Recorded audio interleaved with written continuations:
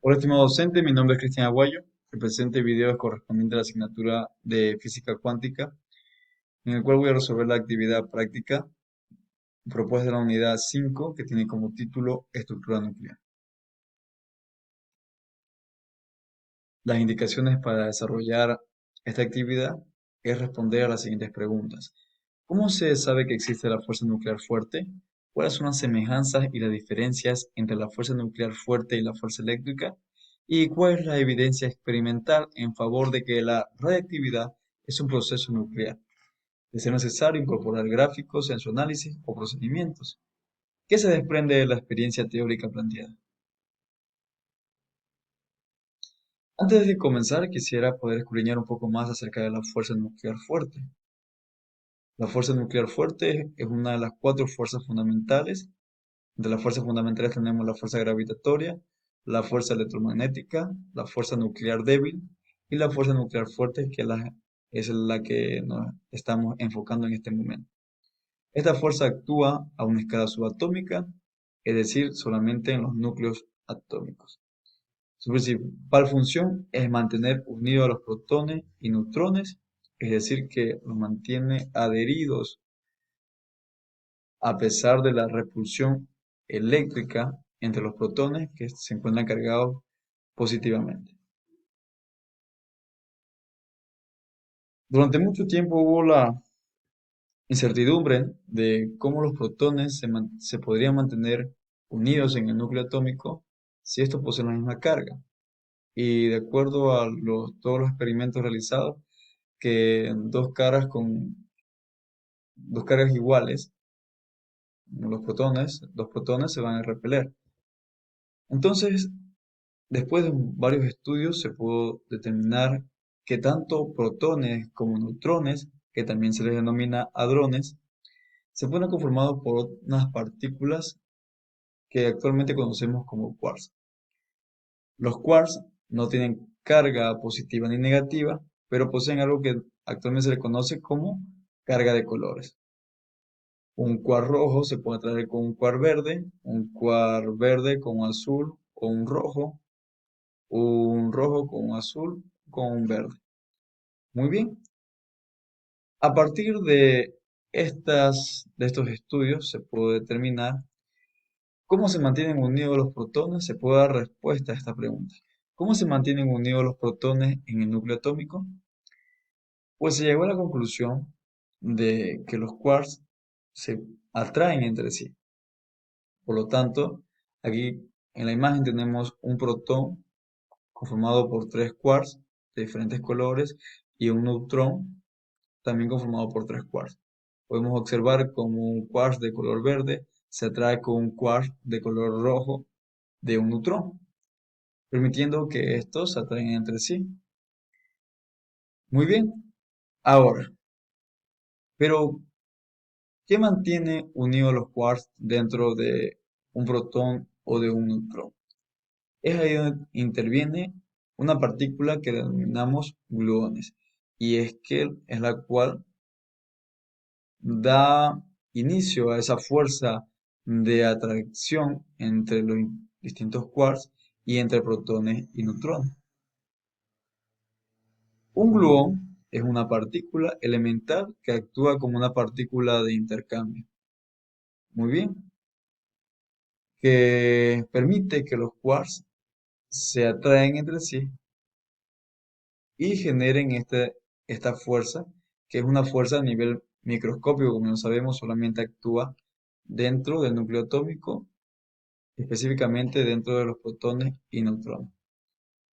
Muy bien, y esto es lo que permite, estos gluones que unen a los quarks, permiten la formación de hadrones como protones y neutrones.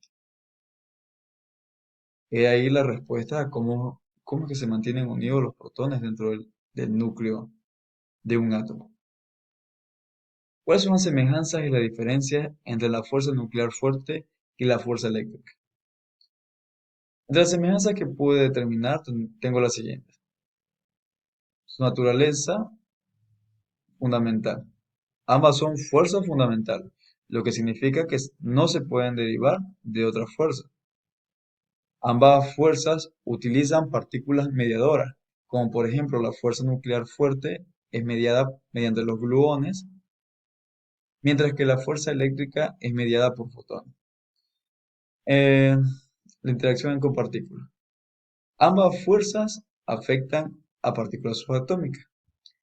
La fuerza nuclear fuerte actúa principalmente ¿con quién? Con los quarks y los gluones, que permite que se atraigan. Y algo muy similar hace la fuerza eléctrica, que actúa con las partículas cargadas como electrones y protones.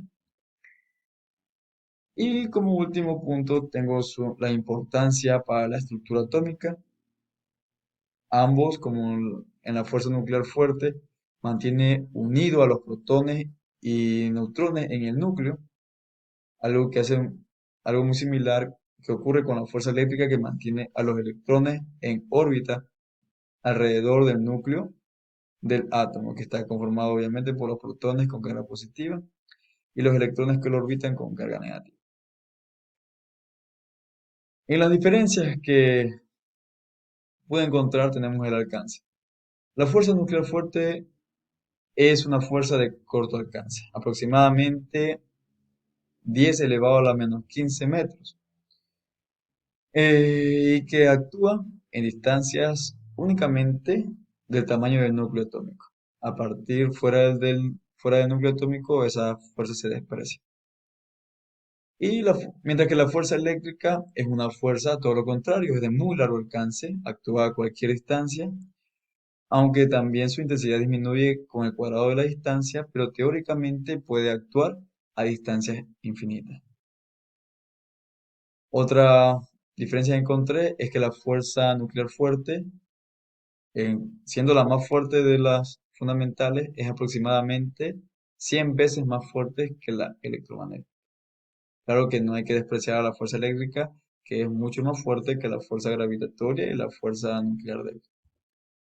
Y como último punto tenemos que la diferencia entre su fuerza es que la fuerza nuclear fuerte es únicamente atractiva dentro de los nucleones, como los protones y neutrones, mientras que la fuerza eléctrica es tanto atractiva como repulsiva.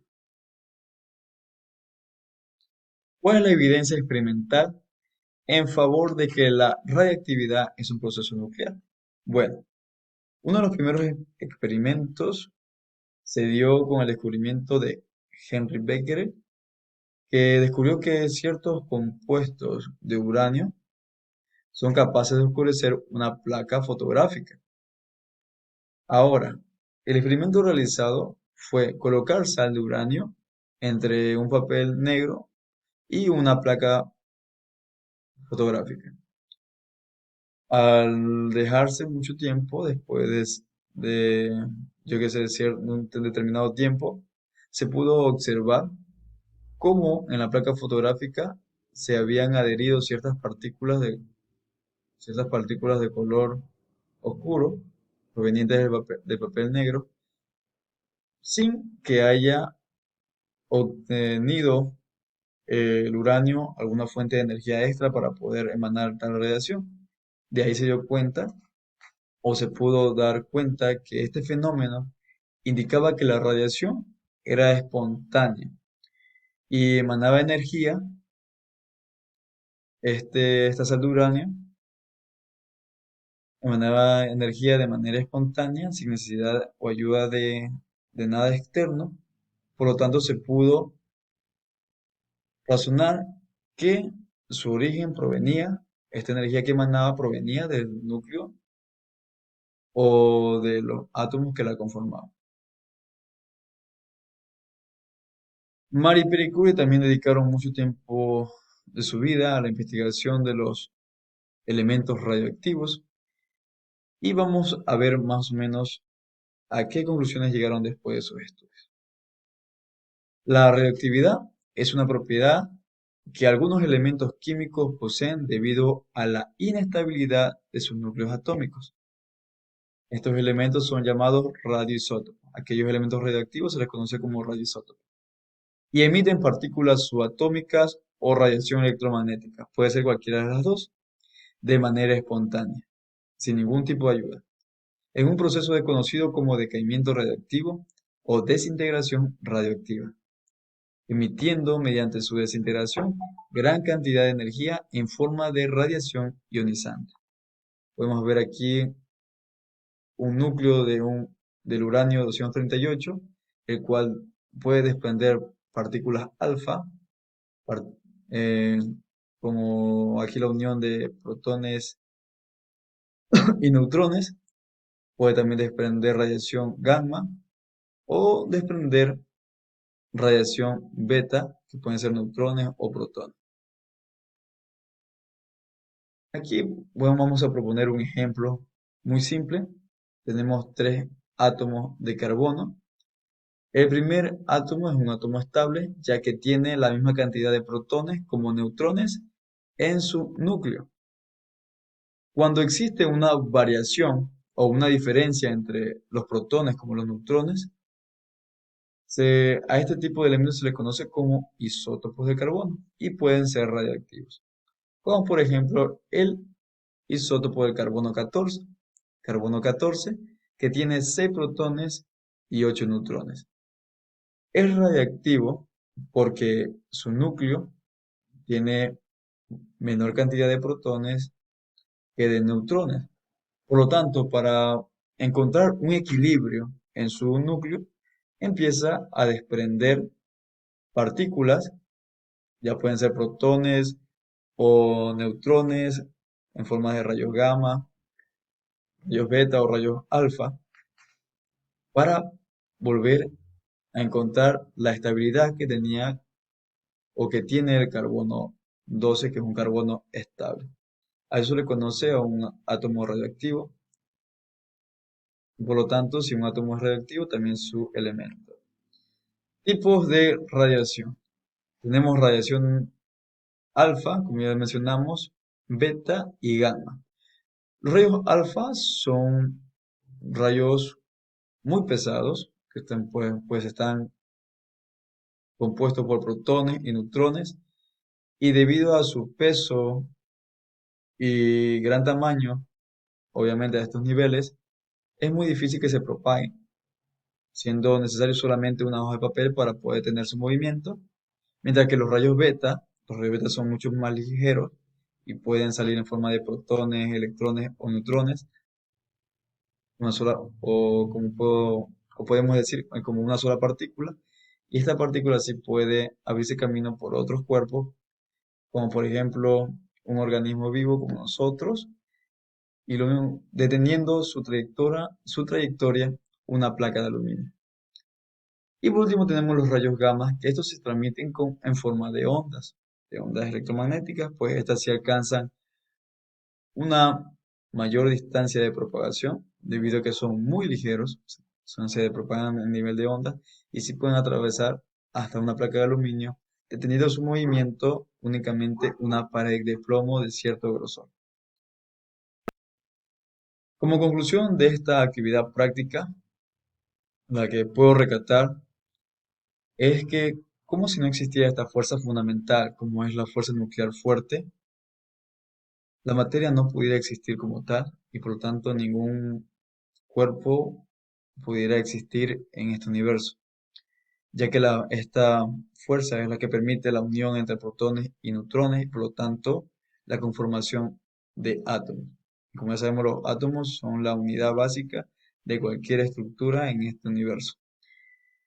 Así que me pareció muy interesante y poder analizarla a mayor profundidad y poder conocer estos temas tan interesantes acerca de la estructura atómica, de las fuerzas fundamentales y de los elementos radioactivos.